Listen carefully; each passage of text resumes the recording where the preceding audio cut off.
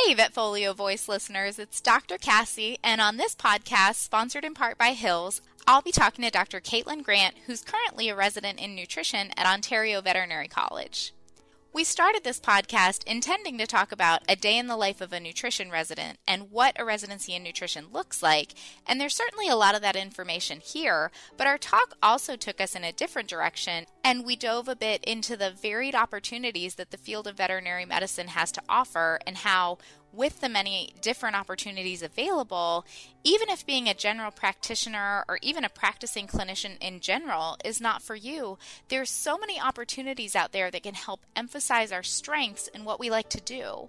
It was such a fun talk to do. Let me tell you a little bit about my guest and then we'll jump right in. Dr. Caitlin Grant is originally from Markham, Ontario, and completed her undergraduate degree in animal biology at the University of Guelph. She then went on to attend Ontario Veterinary College and graduated with honors in 2014. After graduation, Dr. Grant became an associate veterinarian in a private mixed animal practice in Woodstock, Ontario. She thoroughly enjoyed her time in private practice, especially the daily interaction with clients and pets. Dr. Grant had an interest in nutrition before she became a veterinarian, and this interest grew during her 3 years in private practice. She made the decision to return to the Ontario Veterinary College and is now completing a Doctor of Veterinary Science degree and is a third-year resident of the European College of Veterinary and Comparative Nutrition. We're so excited to have the opportunity to talk to her, so without further ado, let's jump in. Hi, Dr. Grant. Thanks so much for being with us today. Thank you so much for having me. So tell us a little bit about yourself. What's your background? Where did you go to school? All that kind of stuff. So I'm a veterinarian and I'm living in Guelph, Ontario in Canada. I'm currently a graduate student and a nutrition resident at the Ontario Veterinary College here. So if I remember correctly, you were in private practice for 3 years. What made you decide you wanted to go back and do a residency? Yeah, so when I graduated vet school, I immediately got a job in private practice. So I did that for 3 years. It was a mixed animal practice, kind of in a rural location in Ontario. And I enjoyed that a lot. I learned a lot. It was great working with clients and it was great kind of seeing a variety of different species. But I always loved school. So I kind of knew in the back of my mind that at some point I would be drawn back to do another degree or to pursue something else. And I always really took an interest in nutrition, took several nutrition courses in my undergraduate degree, which I also did at the University of Guelph. So I took courses in animal nutrition, pet nutrition, wildlife nutrition. So I was always very interested. And then my time in practice, I learned and saw that nutrition was important. And it came up in almost every appointment that I did, whether it was from what kind of diet to select for a new puppy or kitten to using diet or using nutrition as a way to prevent or even to treat disease. And so when I was exploring some options as to what to do after my time in practice, a nutrition residency position came available at the Ontario Veterinary College, which is also where I graduated from. And so it just seemed like everything kind of clicked into place and that made sense as to what my next step would be. Absolutely. And I know we don't have time today, but man, I wish I could just pick your brain about all of those cases that we see on a day-to-day basis where nutrition could make a huge difference for these animals and, how you communicate that to clients, all that kind of stuff. Darn it, I'm sad we can't get into that today. Sometimes I think we forget how diverse this field that we got into really is. I mean, you're the perfect example. You went from rural private practice to a nutrition residency, and sometimes I think we forget just how many things we really can do with our degree.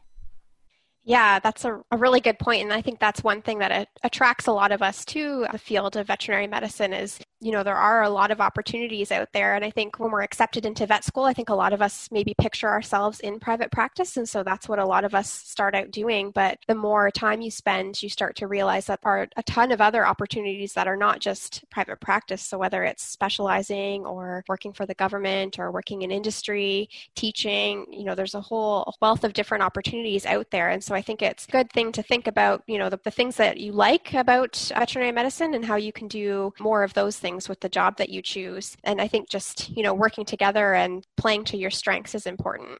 I think you summed it up perfectly.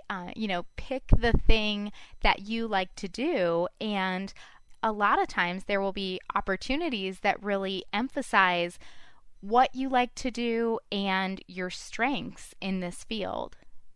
Yeah, exactly. And for me personally, I loved private practice, but the days were long and the on-call was not the most enjoyable. It was also difficult because I was in a mixed practice. I was treating a dog one minute and then going on a farm call the next minute. And so that was, very interesting and I loved it, but I wasn't feeling like I was kind of the best at anything. And so specializing kind of gives you that opportunity to really focus on your strengths. And so nutrition really was what was the perfect fit for me because I still get that opportunity to work with clients and work with pets, but I also get to spend time doing things that I like formulating diets and working with Excel, that type of thing. Yeah, absolutely. Absolutely.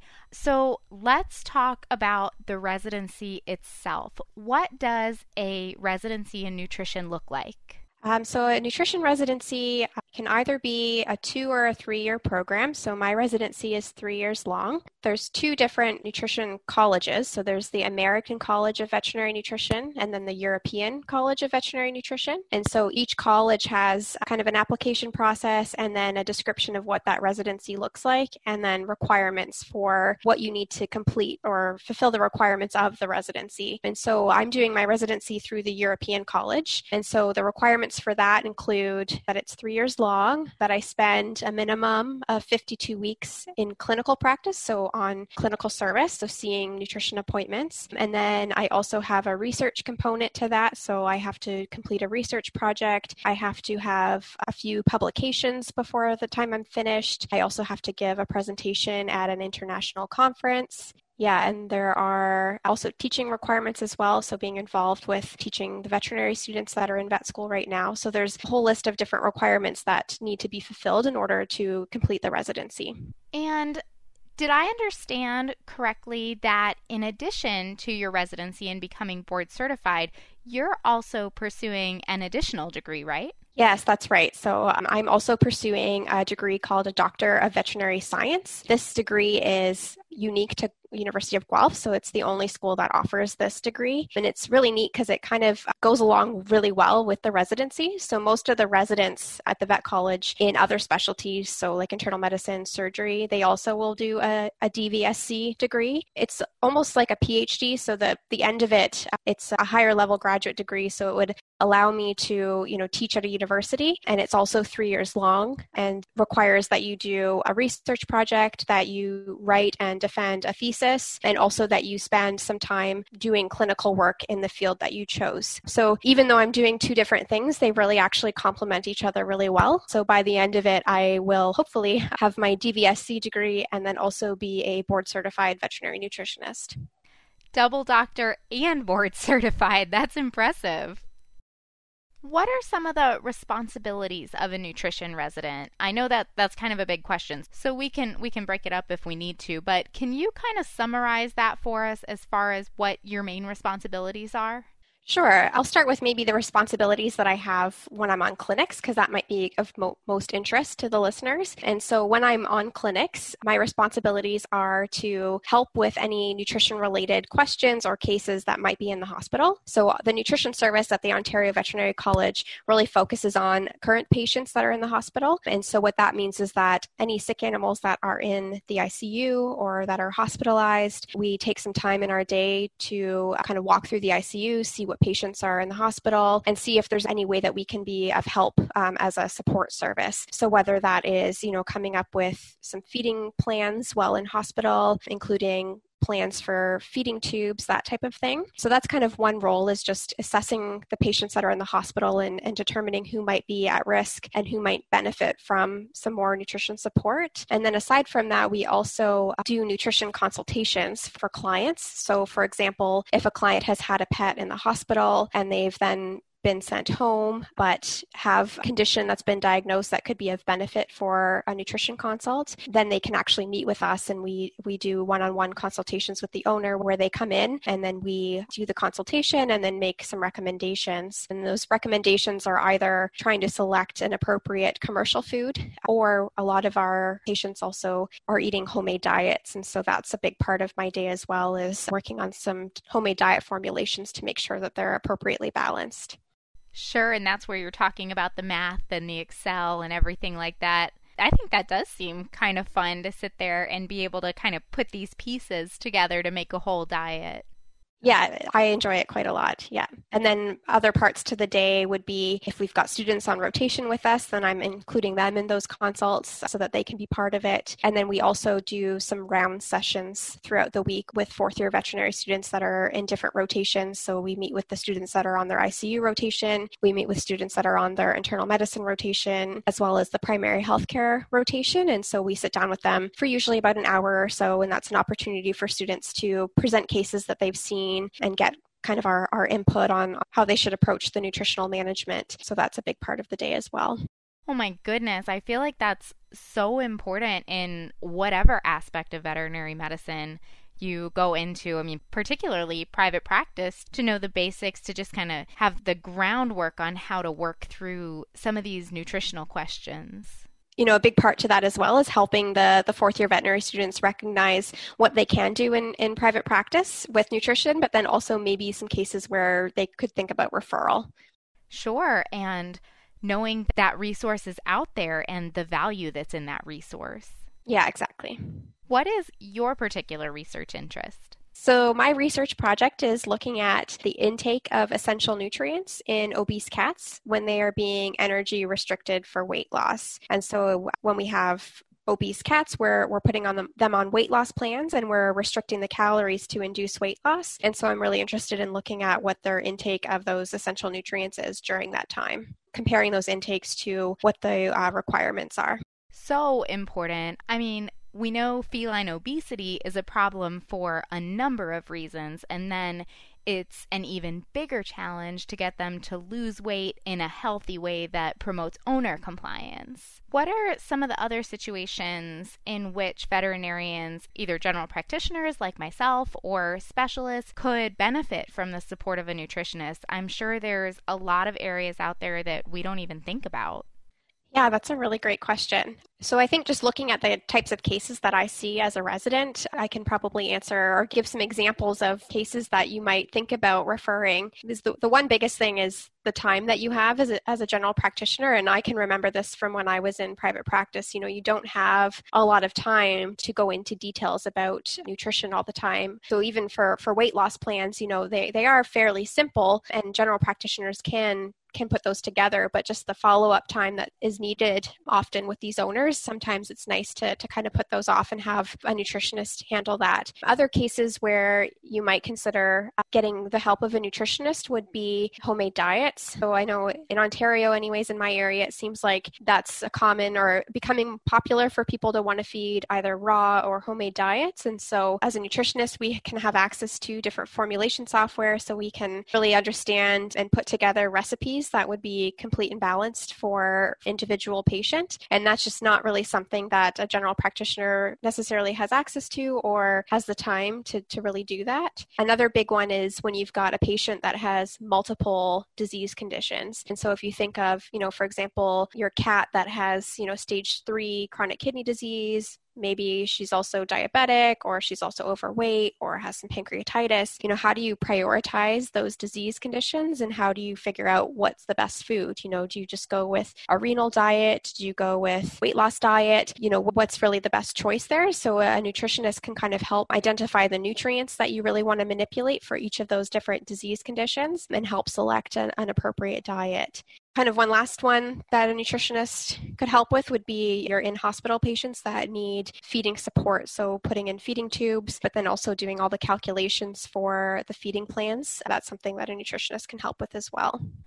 Absolutely. So many areas where we can benefit from working together. I know I personally have called into some of the nutritional support lines for help picking a diet, especially if it's a situation kind of like what you described, where I have a patient with multiple conditions. And it is so nice when you call in, because all of a sudden you have the answer because you guys are so good at this. And it's, well, feed this and you can tweak this way. And I know anytime I've called in, I'm so appreciative of the help, because it's way beyond anything that I would be able to figure out on my own as a general practitioner.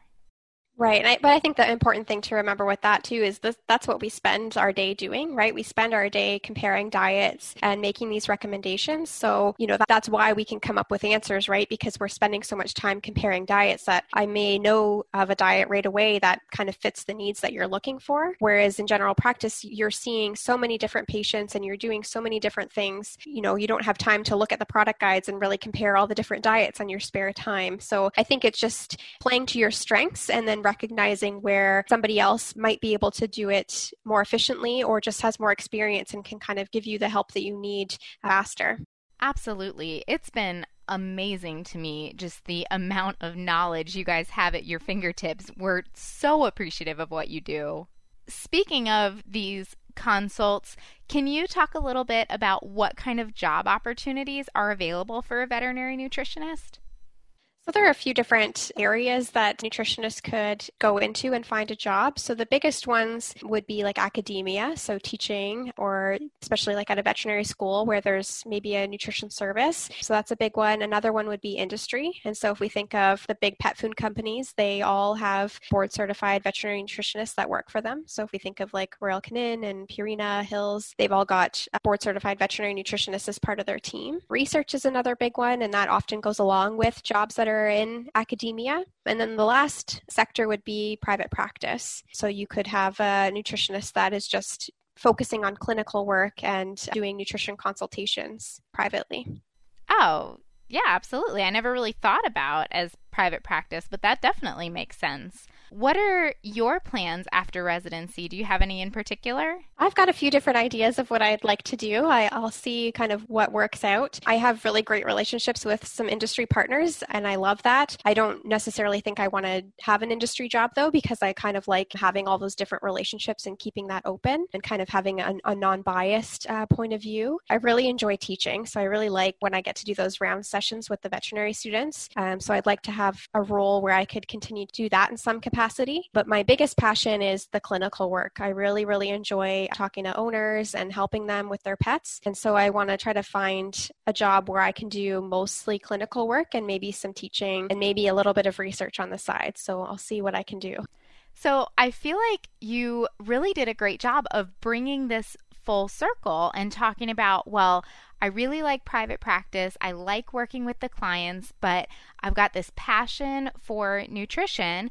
And if you're able to work it out in the end, kind of bringing it back around and taking that part of practice that you love, but not losing your ability to work with clients and not having to sacrifice one to get the other, and talking about the diversity of this field and how you can really play to your strengths. Yeah, exactly. So I hope that it works out that I can make that happen where I'm doing clinical work, but only nutrition.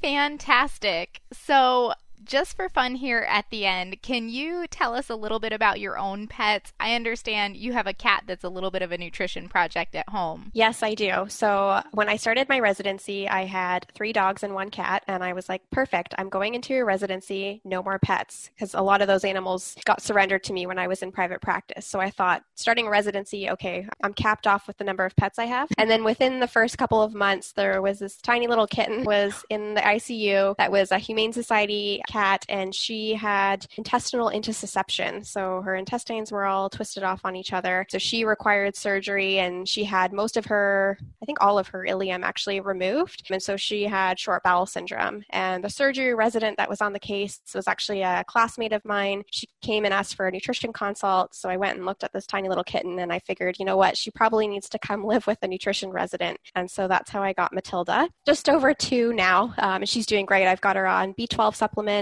because of her short bowel syndrome, but otherwise she's doing great. Aw, that's fantastic.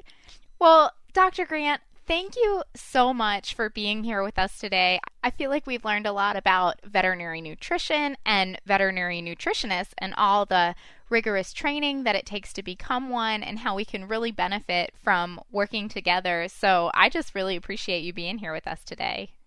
Thank you very, very much for having me. This was a lot of fun. And like you can probably tell, I love nutrition and I love talking about it. So thanks again for having me. All right, guys, I hope you enjoyed that talk as much as I did. A big thank you to Dr. Grant for joining us, and thank you to Hills for sponsoring this event. If you'd like to find out more about this and other exciting podcasts, click on the Education tab on Vetfolio's website. As always, we'd love to hear your input on this session, as well as ideas for topics you'd like to hear from us in the future. Feel free to reach out to me at dvm@vetfolio.com. You can also visit my Facebook page at Dr. Cassie DVM, and you can find me on LinkedIn. And remember, if one animal is better off because of you today, it's a great day.